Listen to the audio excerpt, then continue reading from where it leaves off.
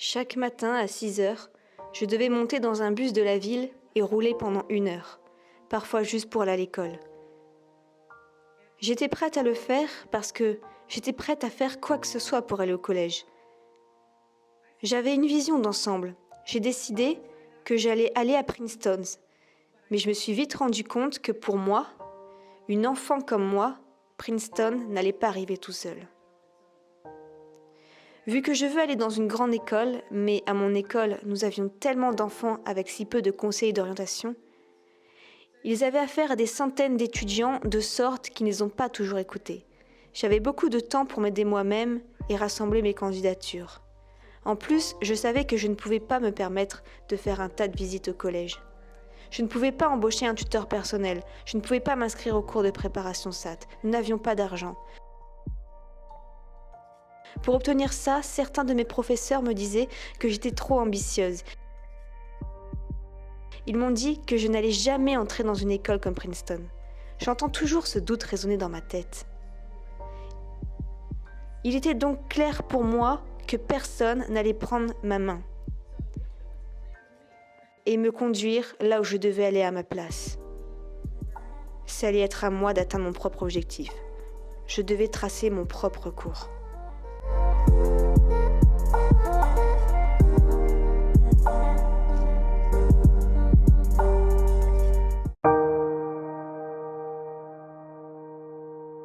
Les gens me demandent tout le temps comment ils peuvent avoir la discipline dans leur vie.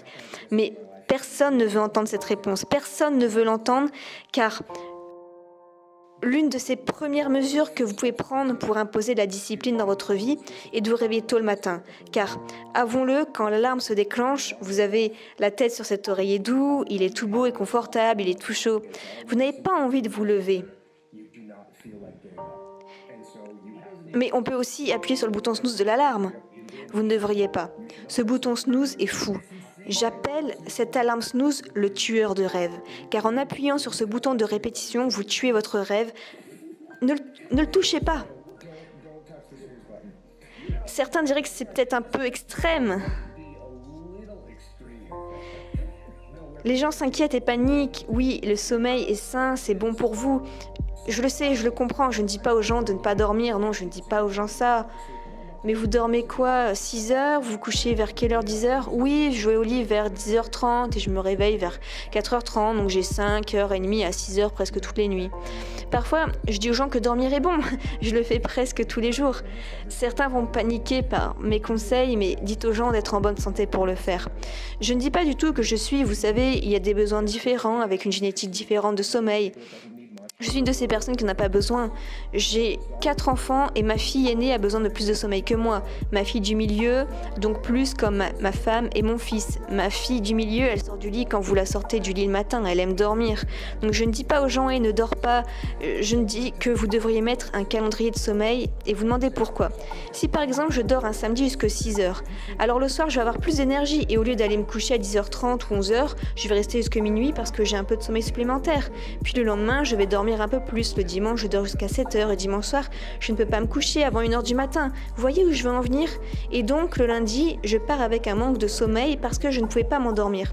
Donc, je veux juste que la chose la plus importante soit de définir un bon moment de réveil qui fonctionne pour vous, où vous dormez assez, puis réveillez-vous à 7h chaque jour si vous le pouvez.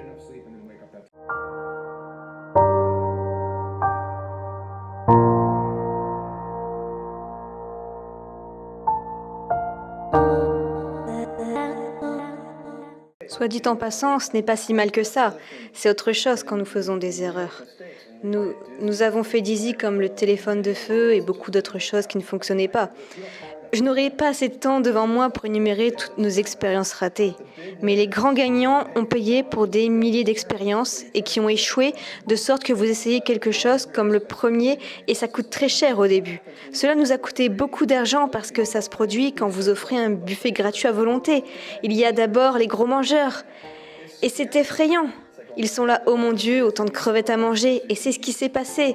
Mais nous pourrions certainement voir les lignes de tendance, nous pourrions voir que vous connaissez les différentes sortes de clients venir, et ils ont apprécié ce service.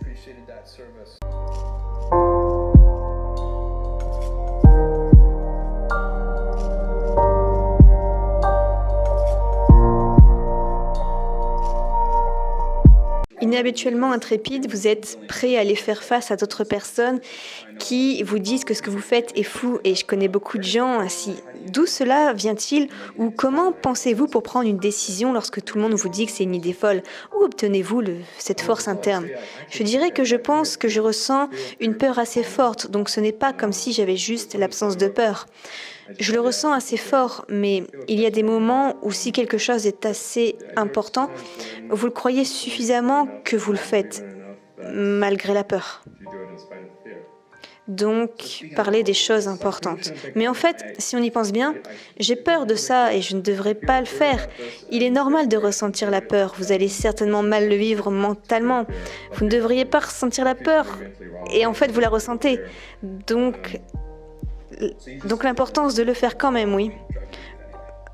Vous savez, oui, en fait, nous sommes assez fatalistes et ça peut être utile dans une certaine mesure si vous acceptez simplement les probabilités.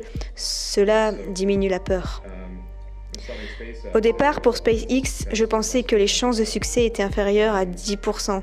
Et je viens d'accepter qu'en fait, probablement, je vais tout perdre. Mais ce sera peut-être faire des progrès pour faire avancer les choses, même si nous sommes peut-être déjà morts. Une autre entreprise pourrait prendre le relais et faire bouger les choses. Même avec Tesla, je pensais que les chances d'un constructeur automobile qui réussissait étaient extrêmement faibles.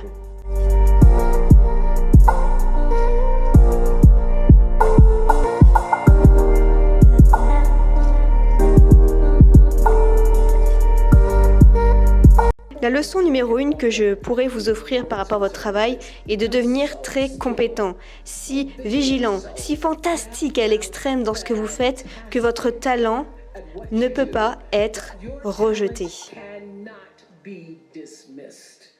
Arrêtez de vous comparer aux autres gens.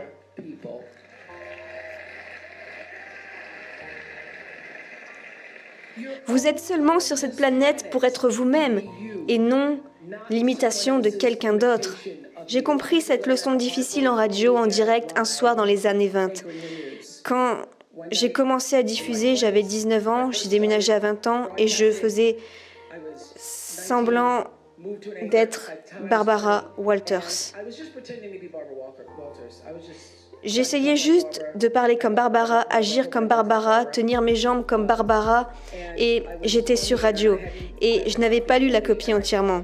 J'ai appelé Canada, Canada et je l'ai fait à l'antenne. Je me fâche parce que je pensais que Barbara n'appellerait jamais Canada, Canada. Et cette petite percée, cette petite fissure, ce petit moment où j'ai cessé de faire semblant a permis à la vraie moi de venir à travers le cheminement de vie et d'apprendre à devenir plus de qui vous êtes et de réaliser l'expression la plus vraie de vous-même en tant qu'être humain. C'est pourquoi vous êtes ici.